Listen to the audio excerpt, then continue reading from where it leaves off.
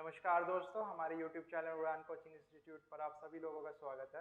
दोस्तों, आज हम डिस्कस करेंगे सब्जेक्ट वर्ब एग्रीमेंट। दोस्तों, किसी भी सेंटेंस में वर्ब सब्जेक्ट के अकॉर्डिंग आती है। अगर सब्जेक्ट सिंगुलर है तो सिंगुलर वर्ब आएगी, अगर प्लूरल है तो प्लूरल वर्ब आएगी। और इसी वर्ब वर्ब जो सब्जेक्ट के अकॉर्डिंग मॉडिफाई हो रही है, इसी को ही हम सब्जेक्ट वर्ब एग्रीमेंट कहते हैं। जैसे कि एग्जाम्पल लिखता हूं, जैसे मैं ही स्टडीज, वह पढ़ता है, यानी वह एक इंसान है, तो इसके साथ जो वर्ब आई है उसमें एस या ईएस लगा होगा। ठीक है, क्योंकि एस और ईएस वर्ब को हम क्या बोलते हैं? Singular verb. तो सिंगुलर सब्जेक्ट के साथ हमेशा सिंगुलर वर्ब आएगी। और अगर मैं सेंटेंस लिखूं दे स्टडी, तो यहाँ पे वर्ब की फर्स्ट फॉर्म आई है, खाली एस और ईएस कुछ नहीं आया वर्ब की फर्स्ट फॉर्म में। तो दे यानी वो प्लूरल हो गया, तो यानी खाली सिंगल वर्ब आएगी तो वो प्लूरल वर्ब होगी। ठीक है दोस्तों, यही हमने डेफिनेशन लिखी है। किसी भी सेंटेंस में सब्जेक्ट के नंबर के अनुसार वर्ब का प्रयोग ही सब्जेक्ट वर्ब एग्रीमेंट कहलाता है। ठीक है, अगर सिंगुलर सब्जेक्ट है तो सिंगुलर वर्ब आएगी, वर्ब में एस और ईएस जोड़ने पे वर्ब सिंगुलर बनती है। और अगर खाली ऐसे ही लिख दें वर्ब तो वो प्लूरल वर्ब मानी जाती है। और अगर प्लूरल सब्जेक्ट आएंगे तो प्लूरल सब्जेक्ट के साथ प्लूरल वर्ब आएगी। ठीक है दोस्तों, अभी हम ये देखते हैं, जैसे is, are, was, were, verb की फर्स्ट फॉर्म में एस या ईएस, सिर्फ खाली वर्ब की फर्स्ट फॉर्म। ठीक है दोस्तों, ये सभी सिंगुलर सब्जेक्ट के साथ यूज होंगे। ठीक है, और ये सब चीजें प्लूरल सब्जेक्ट के साथ यूज होंगे। ठीक है, अभी आप सिर्फ इतना इनको ध्यान में रखिए। इज सिंगुलर सब्जेक्ट के साथ आएगा, वॉज सिंगुलर सब्जेक्ट के साथ आएगा, और वर्ब में एस या ईएस सिंगुलर सब्जेक्ट के साथ आएगा। ठीक है, सेम ऐसे ही आर, वर और वर्ब की फर्स्ट फॉर्म, जैसा कि ये दो तो हमने अभी पिछले एग्जांपल में देखे, वो प्लूरल सब्जेक्ट के साथ आएगा। क्लियर दोस्तों इतनी बात? चलिए अब इनके रूल्स देखते हैं कि सब्जेक्ट और वर्ब एग्रीमेंट में क्या क्या रूल्स हमें पढ़ने हैं। दोस्तों, ये रूल्स बहुत इंपॉर्टेंट है, क्योंकि errors, fill in the blanks, इनकी मदद से काफी अच्छे हद तक भरे जा सकते हैं आसानी से। ठीक है, तो रूल नंबर 1 से स्टार्ट करते हैं। अगर दो सब्जेक्ट को एंड से जोड़ा जाए तो प्लूरल वर्ब का प्रयोग होगा। ठीक है, यानी कोई भी दो सब्जेक्ट हैं, उनको हमने एंड से जोड़ दिया। ठीक है दोस्तों, तो वो उसके बाद क्या हुआ, कौन सी वर्ब आएगी? हमेशा प्लूरल वर्ब आएगी। जैसे कि एग्जांपल देखते हैं, जैसे मान लीजिए एग्जांपल लिखा हुआ, Ram is a good boy. ठीक है, राम एक अच्छा लड़का है। तो ये जो इज आई है वो किसके लिए आई है? वो राम के लिए आई है। राम क्या है? एज अ सिंगुलर सब्जेक्ट है, यहाँ पे सिंगुलर सब्जेक्ट। तो सिंगुलर सब्जेक्ट के साथ हमेशा सिंगुलर वर्ब आएगी। ठीक है, और हमने रूल में पढ़ा, अगर कोई दो सब्जेक्ट, जैसे राम एंड श्याम, ठीक है, राम एंड श्याम, यहाँ पे सिंगुलर की जगह दो सब्जेक्ट हो गए और इनको हमने एंड से जोड़ दिया, तो उसके बाद हमेशा वर्ब कैसी आएगी? प्लूरल। तो प्लूरल वर्ब में आर आएगा, जैसा कि हमने इस टेबल में देखा। प्लूरल सब्जेक्ट के लिए आर यूज हो रहा है, इज यूज नहीं हो रहा। ठीक है, इज हमेशा सिंगुलर के लिए यूज होगा, जैसे यहाँ पे यूज हो रहा है। ठीक है, तो Ram and Shyam are good boys. ठीक है, तो ये यहाँ पे एज अ प्लूरल वर्ब आई है, क्योंकि हमने दो सब्जेक्ट को, यानी ये सब्जेक्ट 1 हो गया और ये सब्जेक्ट 2 हो गया, इन दो सब्जेक्ट को हमने एंड से जोड़ा, तो इसलिए हमारी वर्ब भी प्लूरल आई है। क्लियर दोस्तों? पहला पॉइंट, पहला रूल हमारा यही कहता है, अगर दो सब्जेक्ट एंड से जुड़े हैं तो प्लूरल वर्ब का प्रयोग होगा। क्लियर दोस्तों? नेक्स्ट रूल चलते हैं। अगर दो सब्जेक्ट को as well as, with, along with okay, together with, and not, in addition to, but, beside, except, rather than, accompanied by, like, unlike, no less than, nothing but से जोड़ा जाए तो verb हमेशा पहले सब्जेक्ट के अनुसार लगती है। दोस्तों इसको अगर आपको याद करना है तो आप रिलेट करके याद कर सकते हैं, जैसे एज वेल एज, ठीक है, एक याद कर लिया, उसके साथ फिर विद भी आ गया क्योंकि एज वेल एज के साथ विद आ गया, ठीक है, विद के बाद फिर अलोंग विद यानी उसके साथ का भी आ गया, टुगेदर विद सभी एक साथ में आ गए, फिर उसका उल्टा कर दो, एंड नॉट, फिर एंड नॉट के साथ में जोड़ दिया तो यानी इन एडिशन टू भी आ गया, फिर उसके बाद हमने जोड़ दिया लेकिन तो लेकिन यानी बट भी आ गया, फिर बिसाइड्स यानी के अलावा, एक्सेप्ट का मतलब भी के अलावा, रेदर देन का मतलब भी कुछ कुछ केसेस में के अलावा, फिर accompanied by, like, unlike, no less than, nothing and but again. Okay, ये नथिंग बट एक साथ है, नथिंग बट, इन सब से जोड़ा जाएगा दोस्तों किसी भी सेंटेंस में दो सब्जेक्ट्स को, तो हमेशा पहले वाले सब्जेक्ट्स के अकॉर्डिंग वर्ब आएगी, ठीक है, अगर पहले वाला सब्जेक्ट सिंगुलर है तो सिंगुलर वर्ब आएगी, अगर पहला सब्जेक्ट प्लूरल है तो प्लूरल वर्ब आएगी। एग्जाम्पल से देखते हैं इसको, जैसे लिखा मैंने Ram as well as his friends are coming, Ram और उसके दोस्त आ रहे हैं, लेकिन रूल क्या कहता है, अगर एज वेल एज से दो सब्जेक्ट यानी हिज फ्रेंड्स एक सब्जेक्ट हो गया और राम एक सब्जेक्ट हो गया, दो जुड़ रहे हैं, तो हमेशा जो वर्ब आएगी वो पहले वाले सब्जेक्ट के अकॉर्डिंग आएगी, लेकिन यहाँ पे वर्ब आ रही है प्लूरल, यहाँ पे पहला सब्जेक्ट है सिंगुलर, तो यहाँ पे आर गलत आया है, यानी यहाँ पे क्या आएगा, इज आएगा, यानी सिंगुलर सब्जेक्ट के साथ सिंगुलर वर्ब आएगी, क्योंकि एज वेल एज से अगर कोई भी दो सब्जेक्ट जुड़े हैं तो पहले वाले सब्जेक्ट के अकॉर्डिंग हमारी वर्ब आएगी। क्लियर दोस्तों इतनी बात? चलिए नेक्स्ट, रूल 3 कहता है अगर आर्टिकल का प्रयोग सिर्फ पहले सब्जेक्ट के पहले हो, तो फर्स्ट सब्जेक्ट के पहले हो, तो इसका अर्थ होता है एक ही व्यक्ति या एक ही वस्तु से हम बात के बारे में हम बात कर रहे हैं, तो इसलिए उसके बाद हमेशा सिंगुलर वर्ब आएगी। एग्जाम्पल से देखते हैं, जैसे मान लीजिए एग्जाम्पल लिखा आ red and white purse is bought by her. Okay, a red and white purse is bought by her.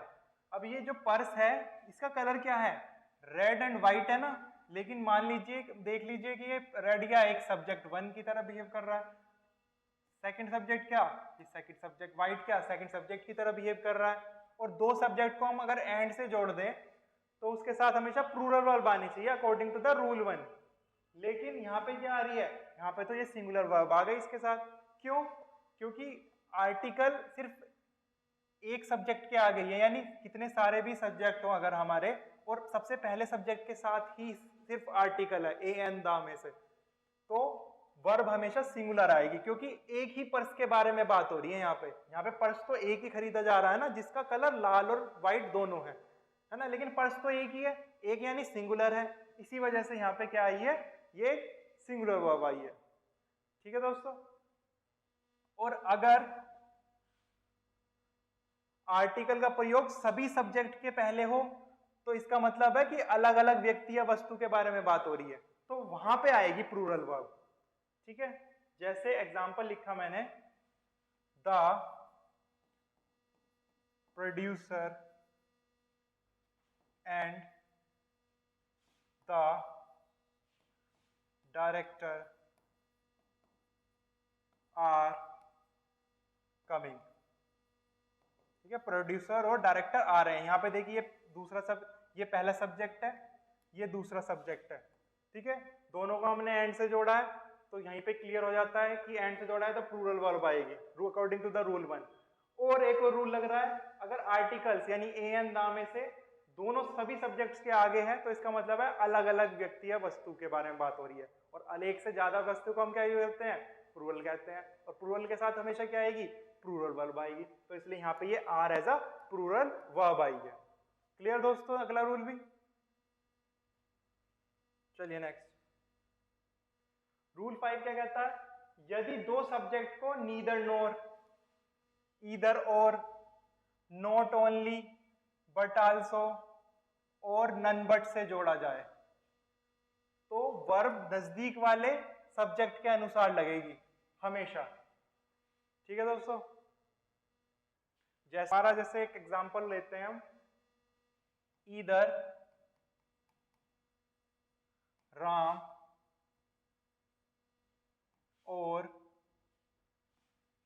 Shyam is coming. ठीक है, यहाँ पे ईदर और लग गया तो यानी कि जो सब्जेक्ट नंबर 2 होगा, सब्जेक्ट 1 है, उसके अकॉर्डिंग लगेगी ये वर्ब। ये अब क्या है, एक सिंगुलर है तो इसलिए यहाँ पे सिंगुलर वर्ब लगी। लेकिन अगर मान लीजिए मैंने लिखा ईदर राम और हिज फ्रेंड्स आर कमिंग। ठीक है दोस्तों, यहाँ पे ये सब्जेक्ट 1 तो सिंगुलर है, लेकिन सब्जेक्ट 2 क्या हो गया, ये तो एक प्लूरल हो गया, सब्जेक्ट 2 एक प्लूरल हो गया, है ना, क्योंकि फ्रेंड्स यानी बहुत सारे दोस्त आ रहे हैं उसके। ठीक, और इधर और अगर लगा हुआ है तो हमेशा सेकंड सब्जेक्ट के अकॉर्डिंग आएगी वर्ब। तो सब्जेक्ट सेकंड कैसा है, प्लूरल है, तो इसलिए इसके साथ क्या आई, ये एक प्लूरल वर्ब आई। क्लियर दोस्तों इतनी बात। तो यही हमने रूल में पढ़ा कि यदि सब्जेक्ट नीदर नॉर ईदर और या not only but also none but से अगर जुड़ा हुआ है तो पास नजदीक वाले सब्जेक्ट के अकॉर्डिंग हमारी वर्ब आएगी। चाहे नजदीक वाला सब्जेक्ट अगर सिंगुलर है तो सिंगुलर वर्ब, प्लूरल है तो प्लूरल वर्ब। चलिए नेक्स्ट, चलिए सेम हो गया, कोई नहीं। यस, नीदर ऑफ का अर्थ होता है दोस्तों दो में से एक भी नहीं। ठीक है, अगर दो के बारे में बात हो रही है तो हम नीदर ऑफ यूज करेंगे। ठीक है, कि दोनों में से एक भी नहीं, और दो से ज्यादा के लिए हम नन ऑफ यूज करेंगे। ठीक है, तो दो से ज्यादा के लिए हम हमेशा नन ऑफ यूज करेंगे। जैसे कि एग्जांपल देखते हैं, और इसके साथ हमेशा सिंगुलर वर्ब आएगी। ठीक है, तो जैसे एग्जांपल देखा हमने, neither of his 2 sons look after him। ठीक है, उसके दो सन में से कोई भी उसकी देखभाल नहीं करता।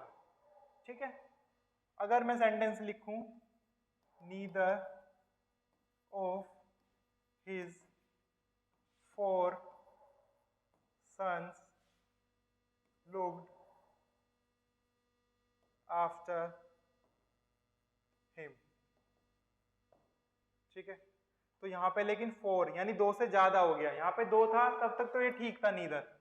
ठीक है, लेकिन यहाँ पे दो से ज्यादा हो गए, तो दो से ज्यादा के लिए हम नीदर ऑफ ना यूज करके हम नन ऑफ यूज करेंगे। तो हमारा करेक्ट सेंटेंस होगा none of his 4 sons looked after him। दो के केस में नीदर ठीक आया, लेकिन दो से ज्यादा के केस में नन ऑफ लगाएंगे। ठीक है दोस्तों, क्लियर हुआ ये वाला रूल। दो में से एक भी नहीं के लिए नीदर ऑफ, और दो से ज्यादा के लिए नन ऑफ। ठीक है, नेक्स्ट रूल देखते हैं। ईदर ऑफ का अर्थ है दो में से एक। ठीक है, और दो से अधिक के लिए हम वन ऑफ का यूज करते हैं। ठीक है, इसका भी हम एग्जांपल से देखते हैं कि किस तरह से हम यूज करते हैं। जैसे मैंने एग्जांपल लिखा, either of the 2 members is at fault। ठीक है, दोनों में से एक मेंबर तो फॉल्ट वाला है। ठीक है, फॉल्टी है। ठीक, तो यहाँ पे दो का यूज हो रहा है तो ठीक है, इधर हम यूज कर सकते हैं, लेकिन दो से ज्यादा के लिए हम क्या यूज करेंगे, वन ऑफ, तो 2 से ज्यादा के लिए हम one of the 4 members is at fault. ठीक है, 4 के केस में हम ईदर नहीं यूज करेंगे, हम वन ऑफ यूज करेंगे। ठीक है, और एक 4 में से एक फॉल्टेड है, तो यानी एक के बारे में बात हो रही है, तो इसलिए ये इज आया है यहाँ पे। ठीक है, तो इसलिए एक के लिए बात हो रही है तो सिंगुलर है, तो इसलिए यहाँ पे दोस्तों इज आया। तो आप कभी भी either of, one of, neither of या नन ऑफ देखें तो उसके साथ हमेशा सिंगुलर वर्ब आएगी। क्लियर? चलिए नेक्स्ट रूल पे ऊपर नेक्स्ट रूल की तरफ बढ़ते हैं। दोस्तों ये वाला रूल मैंने आपको नाउन पढ़ाते वक्त भी बताया था कि कुछ नाउन देखने में सिंगुलर प्लूरल लगती हैं, क्योंकि नाउन में अगर एस या ईएस जुड़ा हो तो वो एक प्लूरल नाउन बन जाती है ना। हमने सिंगुलर प्लूरल में अच्छी तरह से पढ़ा था। तो जैसे कि ये नाउन्स हैं, जैसे मीसल्स, कुछ डिजीजेस की नेम हो गए, मीसल्स, मम्स, रिकेट्स, शिंगल्स। ठीक है, गेम्स हो गए बिलियर्ड्स और डार्ट्स, कंट्रीज हो गए यूनाइटेड स्टेट्स, वेस्ट इंडीज। ठीक है, बुक्स हो गई 3 musketeers and the Arabian nights.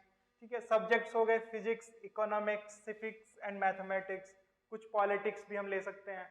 ठीक है, तो इन सब के पीछे ऐसा लग रहा है, हालांकि देखने में लग रही है कि प्लूरल है सभी चीज, लेकिन ये इनका अगर हम अर्थ निकालें तो सिंगुलर है। जैसे मैथमेटिक्स क्या है, एक ही सब्जेक्ट है ना, तो इसलिए ये हमेशा इन सभी के साथ हमेशा सिंगुलर वर्ब आएगी। एग्जाम्पल के तौर पे हम ये मैथमेटिक्स ही ले लेते हैं। हम लिखते हैं जैसे mathematics is an interesting subject. Clear? क्योंकि मैथमेटिक्स एक इंटरेस्टिंग सब्जेक्ट है, तो इसलिए इज यानी सिंगुलर वर्ब आए, क्योंकि mathematics as a singular subject है यहाँ पे। क्लियर दोस्तों? चलिए नेक्स्ट। किसी भी वाक्य में मेन सब्जेक्ट के अनुसार ही दोस्तों वर्ब आती है, ये बहुत इंपॉर्टेंट रूल है। हमें है ना कभी कभी कंफ्यूजन हो जाती है कि मेन सब्जेक्ट क्या है हमारा किसी सेंटेंस में। जैसे एक एग्जांपल लेते हैं, जैसे मैंने एग्जांपल लिखा, द क्वालिटी ऑफ एप्पल्स, क्या आएगी यहाँ पे वर्ब? गुड। अब बताइए इसमें से मेन सब्जेक्ट क्या है हमारा? क्या सेब सब्जेक्ट है? बिल्कुल हो सकता है, क्योंकि एप्पल्स हैं, है ना। क्योंकि और यहाँ पे वर्ब आएगी तो वर्ब से पहले हमेशा सारे सब्जेक्ट्स ही होंगे, चाहे वो एंड से जुड़े हों, एज वेल एज से जुड़े हों, बट ईदर और से जुड़े हों, किसी भी चीज से जुड़े हों। ठीक है, लेकिन हमें इसमें मेन सब्जेक्ट पढ़ाना है। अगर हम इसका हिंदी अनुवाद करें तो क्या होगा कि भाई जो सेब हैं, यानी सेब हैं काफी सारे, सेबों की क्या क्वालिटी अच्छी है। अब मैं बोल ही रहा हूँ अच्छी है, अच्छी है नहीं, क्वालिटी तो एक ही है ना, यानी सारे सेब है उनकी क्वालिटी तो एक ही है ना। तो इसमें जो मेन सब्जेक्ट है वो क्वालिटी है, ये है एक मेन सब्जेक्ट। ठीक है, ये है एक मेन सब्जेक्ट। और मेन सब्जेक्ट क्या है? सिंगुलर है। एप्पल्स क्या हैं? एप्पल्स प्लूरल हैं, लेकिन ये मेन सब्जेक्ट नहीं है, तो इसलिए ये मेन सब्जेक्ट के अकॉर्डिंग वर्ब नहीं आएगी। सॉरी, तो ये एप्पल्स के अकॉर्डिंग वर्ब नहीं आएगी, वर्ब आएगी हमेशा मेन सब्जेक्ट के अकॉर्डिंग। ठीक है, तो मेन सब्जेक्ट क्या है? क्वालिटी, जो कि एक सिंगुलर है, तो इसलिए यहाँ पे सिंगुलर वर्ब आएगी, इसलिए इज आएगा ना कि आर आएगा। ठीक है, तो हमारा सेंटेंस करेक्ट क्या बनेगा? The quality of apples is good, क्योंकि ये इज जो आया है ये हमारा मेन सब्जेक्ट जो कि क्वालिटी है उसके अकॉर्डिंग आया है। और यही हमने रूल में पढ़ा, किसी वाक्य में मेन सब्जेक्ट के अनुसार ही वर्ब का यूज होता है। ठीक है, ये क्लियर हुआ रूल। नेक्स्ट चलते हैं। Always use singular form with collective noun. अब आप कलेक्टिव नाउन तो जानते ही हैं, हमने टाइप्स में पढ़ा था।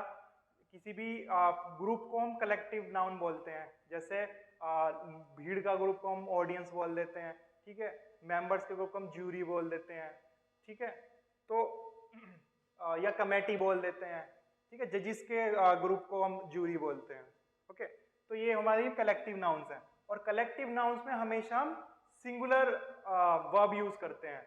ये रूल भी हमने नाउन करते वक्त पढ़ा था।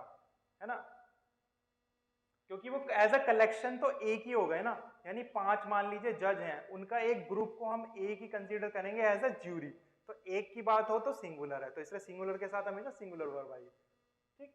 लेकिन अगर उनमें डिफरेंसेस हैं, यानी मतभेद आ गए, मतभेद के टाइम पर वो एज अ प्लूरल हम करेंगे, ठीक है, तो यानी मतभेद के टाइम पे हम प्लूरल वर्ब यूज करेंगे, ठीक है। अभी एग्जांपल से देखते हैं कब हम इधर से एज अ सिंगुलर लेंगे, कब एज अ प्लूरल लेंगे, ठीक है। मतभेद या हर एक के बारे में बात हो रही हो तो हम उसको एज अ प्लूरल रीड करेंगे। जैसे मान लीजिए एक सिंगुलर का केस देखते हैं, जैसे कमेटी मान लेते हैं, कमेटी मीट्स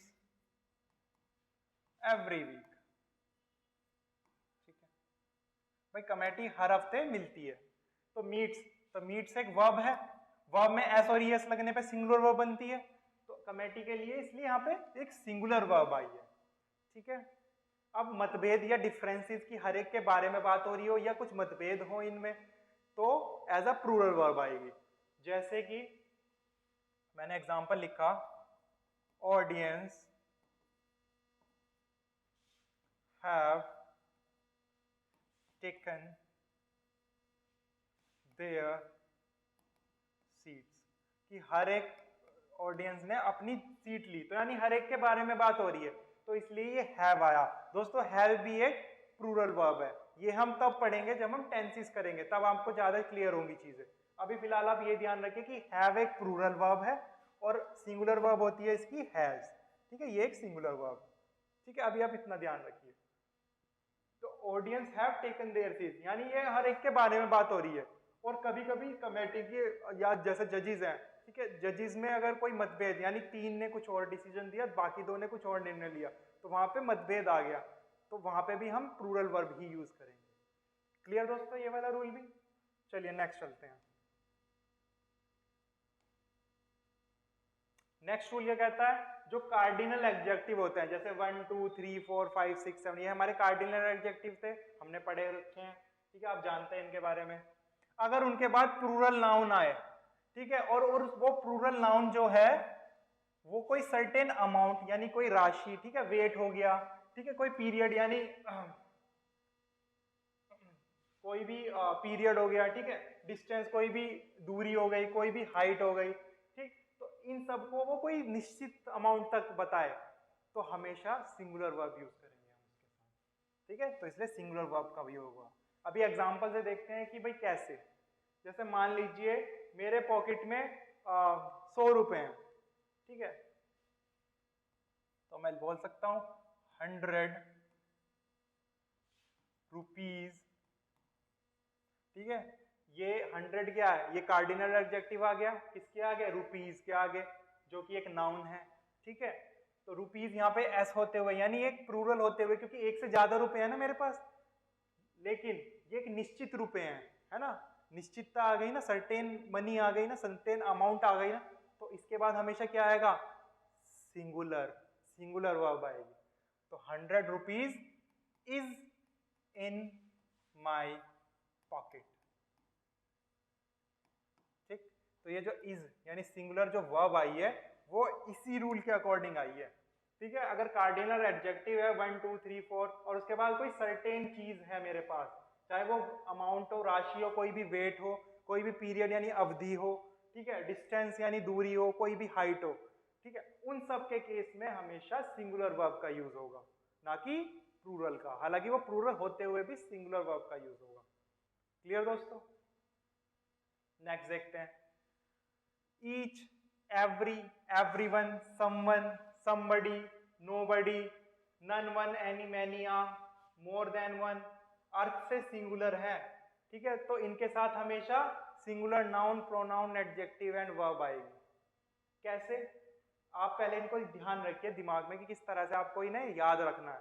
अब देखिए ईच याद कर लीजिए, ठीक है, ईच यानी हर एक, एवरी मतलब भी हर एक हो गया, ठीक है, एवरी वन में भी हर एक हो गया, समवन यानी कुछ कुछ हो गया, ठीक है, समबडी भी सेम हो गया, ठीक है, फिर उसका उल्टा कर दीजिए, नोबडी और नन हो गए, ठीक है, फिर नन है तो फिर वन यानी एक भी आ गया, ठीक है, एनी एक कोई भी आ गया, ठीक है, फिर मैनी आ भी आ गया, सेम ऐसे ही मोर देन वन आ गया, तो ये आप रिलेट करके पढ़ सकते हो। इनका अर्थ हमेशा एज अ सिंगुलर निकलता है, तो इसलिए इनके साथ हमेशा सिंगुलर वर्ब यूज होगी। सिंगुलर वर्ब ही नहीं, इनके साथ हमेशा singular noun, pronoun, adjective and verb सब सिंगुलर यूज होंगे। ठीक है, इसका भी हम एग्जाम्पल देखते हैं। जैसे मैंने एक सेंटेंस लिखा, ईच स्टूडेंट इज कमिंग। ठीक है, यानी हर एक विद्यार्थी आ रहा है, हर एक विद्यार्थी आ रहे हैं नहीं बोलेंगे हम, हर एक विद्यार्थी आ रहा है, तो हर एक एक के लिए हो गया यूज, तो इसलिए हमेशा सिंगुलर वर्ब आएगी इनके साथ। ठीक दोस्तों, क्लियर हुआ ये पॉइंट? नेक्स्ट चलते हैं।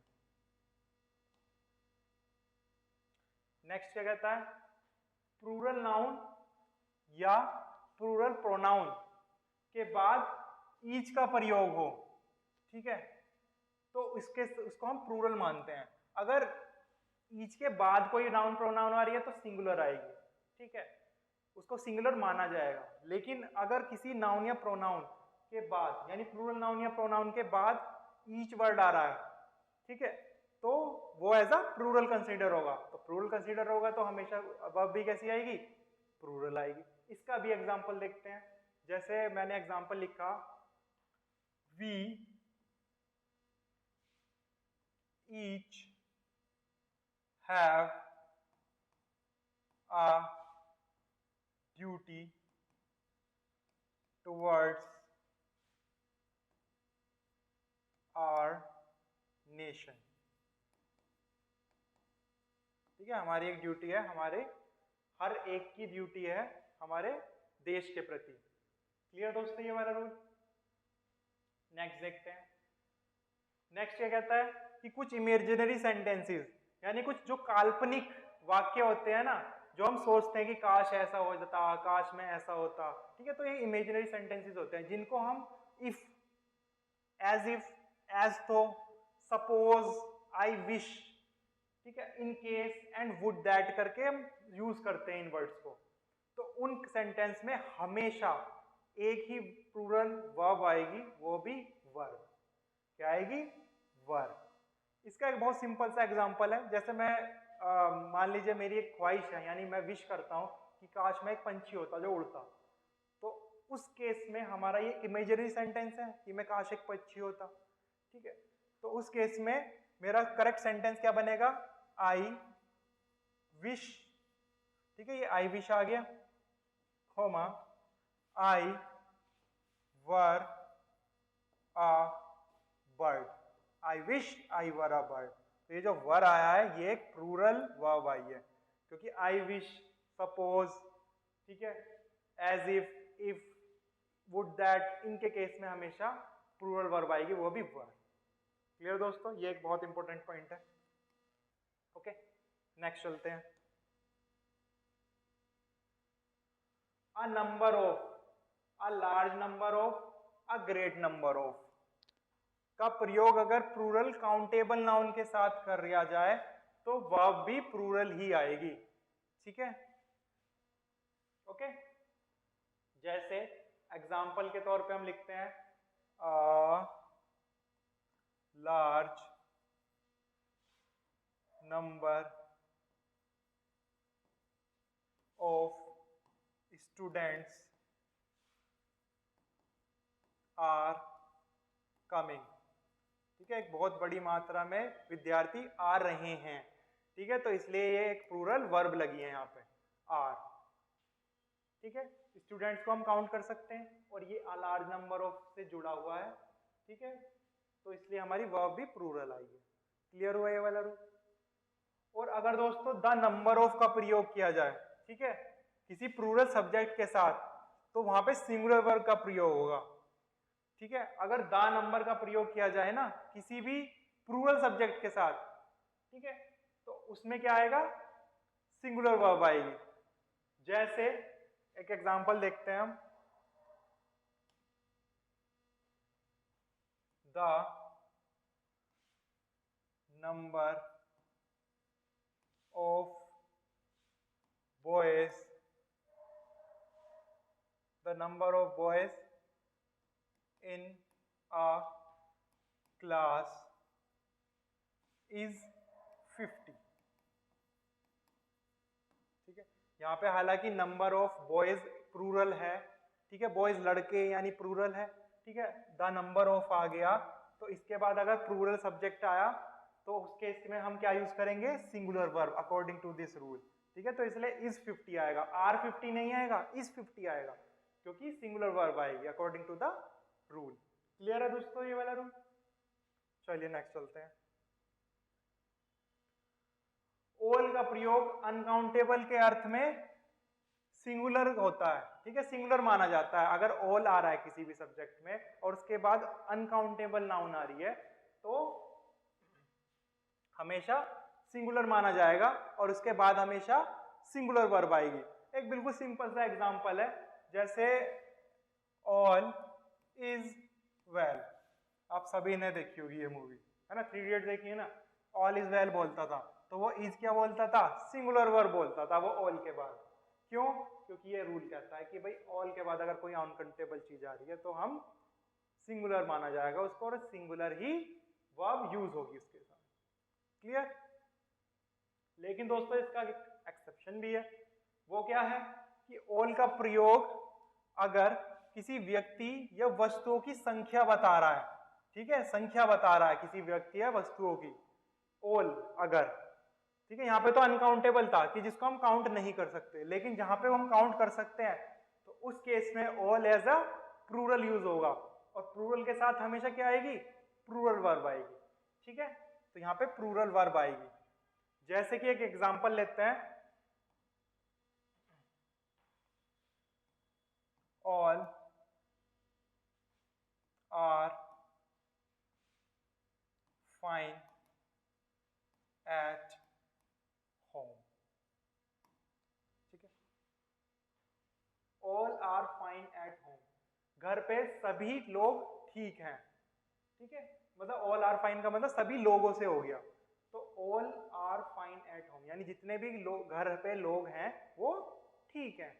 तो इसलिए ऑल कोई संख्या बता रहा है ना लोगों की कि जितने भी घर पे लोग हैं, यानी संख्या आगे ना व्यक्तियों की। ठीक है, तो इसलिए हमेशा ऑल यहाँ पे एज अ प्लूरल की सेंस में आया, इसलिए इसके साथ प्लूरल वर्ब आएगी। क्लियर दोस्तों इतनी बात? और इसी के साथ हमारे रूल सारे डन हो चुके हैं सब्जेक्ट वर्ब एग्रीमेंट के। दोस्तों इसके क्वेश्चंस हम तब करेंगे जब हम टेंसेस कंप्लीट कर लेंगे। ठीक है, तो क्योंकि यहाँ से subject verb agreement and tenses के मिक्सचर क्वेश्चन आते हैं fill in the blanks and error spot करने में, तो जब हम टेंस कंप्लीट करेंगे तब उसके क्वेश्चंस करेंगे।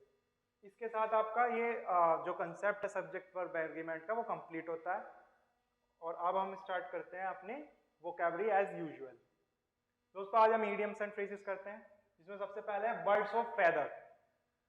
अब भाई चिड़िया के फेदर कैसे होते हैं, सभी जितने भी पक्षियां हैं सभी के चिड़िया के पंख क्या है, सेम है, तो यानी बर्ड्स ऑफ फेदर क्या हो जाएगा, एक ही प्रवृत्ति के लोग, यानी सेम प्रवृत्ति के लोग एक ही जगह पे रहना। ठीक है, पीपल विथ सेम आइडिया और सेम इंटरेस्ट, ठीक है, बर्ड्स ऑफ फेदर्स हम बोल सकते हैं। ठीक है ना, बाइट द डस्ट यानी धूल को बाइट करना यानी खाना। अब धूल चाटने का मतलब क्या है, जैसे आपने हिंदी में भी मुहावरा सुना होगा कि धूल चटाना यानी बुरी तरह पराजित करना, लेकिन यहाँ पे क्या है, बाइट द डस्ट यानी खुद ही खाना धूल, यानी खुद ही हम हार गए। तो बाइट द डस्ट मीन्स क्या होगा, पराजित होना। ठीक है, यानी डिफीटेड, पराजित होना। क्लियर दोस्तों? नेक्स्ट चलते हैं, ब्लैक शीप। दोस्तों ज्यादातर आपने भेड़ कैसे देखे होंगे, व्हाइट देखे होंगे, लेकिन अगर काला भेड़ उनके बीच में है तो अलग ही दिखेगा, यानी बेकार लगेगा, भद्दा लगेगा। तो ब्लैक शीप मतलब कोई भी ऐसा व्यक्ति, चाहे वो किसी टीम में हो या लोगों के बीच में हो, यानी घर में हो, घर परिवार में से हो, वो जो शर्मिंदगी का कारण बने। ठीक है, तो ब्लैक शीप क्या हो जाएगा, a person who is regarded as disgrace for his family या फिर टीम भी हो सकता है। ठीक है, यानी ऐसा व्यक्ति जो परिवार या किसी समूह या किसी टीम के लिए शर्मिंदगी का कारण बने। ठीक है, वो होता है ब्लैक शीप। ठीक है दोस्तों, ब्लाइंड एली यानी अंधी, ब्लाइंड मतलब अंधा होता है, एली होती है गली। ठीक है, यानी अंधी गली। जैसे मान लीजिए आपका कोई गोल है, ठीक है, उसको आप जाने के लिए कोई ना कोई रास्ता तो बनाएंगे ना उस तक पहुंचने के लिए, जो भी आपकी मंजिल आपने चुनी है, तो लेकिन वो रास्ता ही यानी वो जो गली है वो ही अंधेरे में है, यानी कि आप उस तक कभी पहुंच ही नहीं पाओगे। तो ब्लाइंड एली का मतलब हो जाएगा कि ऐसा कार्य जो जिसमें आगे प्रगति संभव नहीं हो। ठीक है, तो ब्लाइंड एली का मतलब हो जाएगा a situation in which no further progress made, कि कोई आगे आगे कोई भी जो प्रगति है वो संभव ना हो। क्लियर दोस्तों? ब्लाइंड डेट, अब ब्लाइंड यानी अंधी डेट, अब डेट पे लेके जाते हैं लोग, मानी दो लोग जैसे जाते हैं मिलने के लिए, डेट बोलते हैं उसको, लेकिन अंधी डेट यानी कि जिससे तुम पहले कभी मिले ना हो उसके साथ डेट पे जाना। तो ब्लाइंड डेट का मतलब है meeting with an unknown person, यानी किसी अनजाने व्यक्ति से मिलना। क्लियर दोस्तों?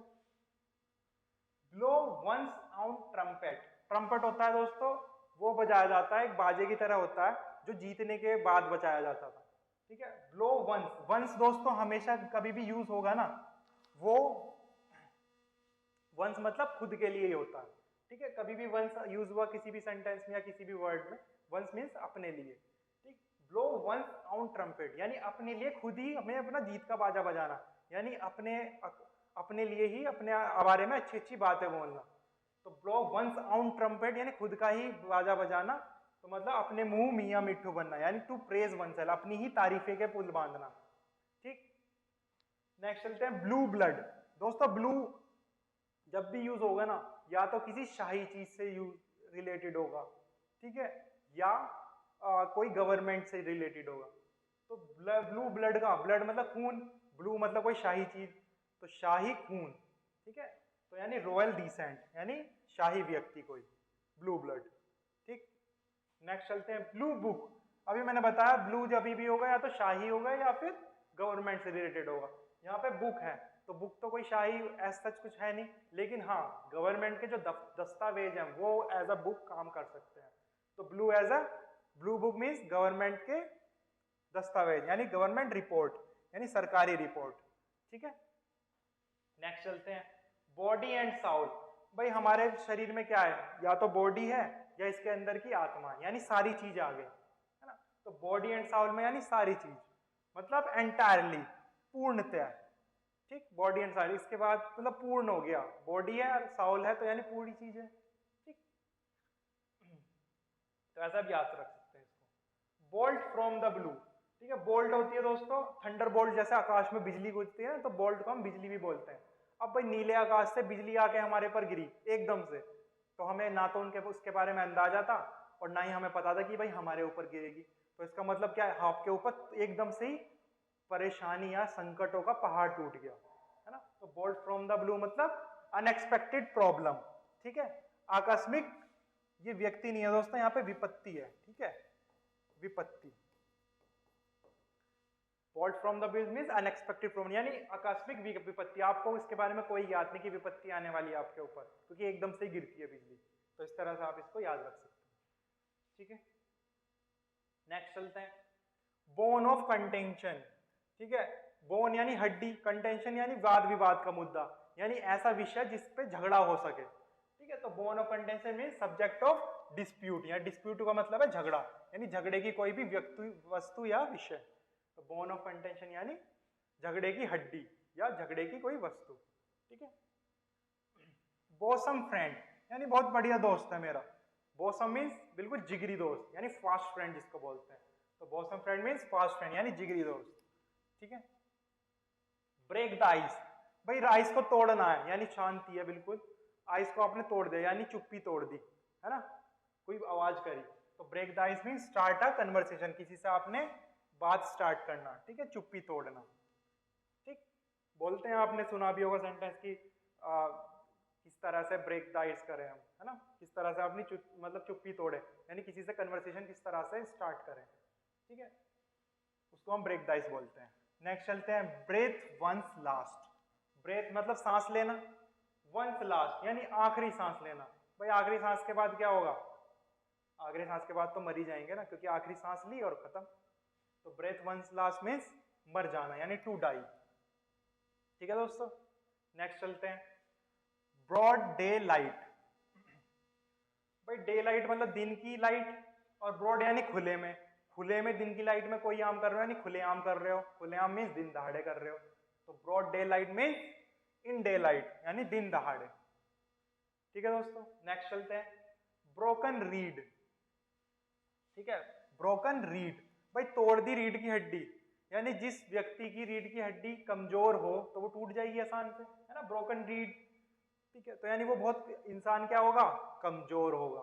तो ब्रोकन रीड मतलब अनरिलायबल पर्सन, यानी ऐसा व्यक्ति जिस पे हम विश्वास नहीं कर सकते, कभी भी धोखा दे सकता है। क्योंकि आपने कहावत सुना कि इंसान की ताकत उसकी रीढ़ की हड्डी होती है, अगर वो मजबूत है तो वो उस पर विश्वास करा जा सकता है। जिसकी हड्डी यानी बैक ही मजबूत नहीं है तो उस पर विश्वास नहीं किया जा सकता। तो इस तरह से आप इसको याद रख सकते हैं। ठीक है, ब्राउन स्टडी, यानी ब्राउन तो कलर हो गया, स्टडी यानी पढ़ना, लेकिन इसका मतलब होता है भाई विचार मग्नता, कि इतना पढ़ाई या फिर किसी विचार में, इतना सोच में, गहरी सोच में उतर गया कि उसे आसपास का कुछ ध्यान न रहा। तो ब्राउन स्टडी होता है गहरी सोच में उतरना, यानी कुछ विचार करते करते उसी में ही मतलब बहुत गहराई में निकल जाना। ठीक है, तो ब्राउन स्टडी मतलब स्टेट ऑफ डीप थॉट, की बहुत गहराई से आप सोच रहे हो। ठीक है, यानी विचार मग्नता। नेक्स्ट चलते हैं, bull in the China shop, भाई चीनी दुकान पे बुल यानी कि सांड है, जो कि बहुत भद्दा लगेगा, क्योंकि चाइना में ज्यादातर क्या होता है, ड्रैगन्स होते हैं, तो वहां पे बुल तो एक अजीब ही दिखेगा ना, अलग से। तो इसलिए bull in the China shop का मतलब हो जाएगा one who is out of place in a delicate situation, यानी जो जगह के बिल्कुल अनुकूल ना हो। भाई चाइना के अनुकूल क्या है, ड्रैगन है, ड्रैगन भी बोलते हैं ना चाइना को कभी कहीं कहीं पे। तो चाइना के अनुकूल ड्रैगन है, लेकिन वहां पे आपने क्या रख दिया, एक बुल रख दिया, तो वो एक अजीब भद्दा लगेगा, यानी कि उस जगह के जो अनुकूल बिल्कुल नहीं होगा। तो इस तरह से आप इसको याद कर सकते हैं। नेक्स्ट चलते हैं, burn a hole in the pocket, भाई मेरी पॉकेट में पैसे हैं और मैंने उसमें होल कर दिया, तो सारे पैसे क्या होंगे, निकल जाएंगे, यानी कि मैंने सारे पैसे निकाल दिए खुद से, यानी खर्च कर दिए, बहुत एक्स्ट्रा खर्चीला होना। तो burn a hole in the pocket, यानी होल यानी छेद कर दिया जलाकर पॉकेट को। ठीक है, तो यानी कि मनी मैंने बहुत जल्दी से अपनी खर्च कर दी, यानी पैसे बहुत जल्दी से हमने खर्च कर दिया, यानी शीघ्र से खर्च करना। इस तरह से आप इसको याद रख सकते हैं। बर्न वंस फिंगर, वंस मैंने बताया कि अपने लिए यूज होता है, बर्न वंस फिंगर मैंने खुद की उंगली जला ली, तो मतलब क्या है मेरा, कि मैंने खुद का ही नुकसान कर लिया। ठीक है, to get oneself into trouble, यानी खुद का ही नुकसान कर बैठना, बर्न वंस फिंगर्स के। ठीक है दोस्तों, इस तरह से आप इसको याद कर सकते हैं। तो दोस्तों आज के लेक्चर में इतना ही। अगर आपको वीडियो पसंद आई तो प्लीज हमारे चैनल को लाइक, शेयर एंड सब्सक्राइब कीजिए। Till that, thank you.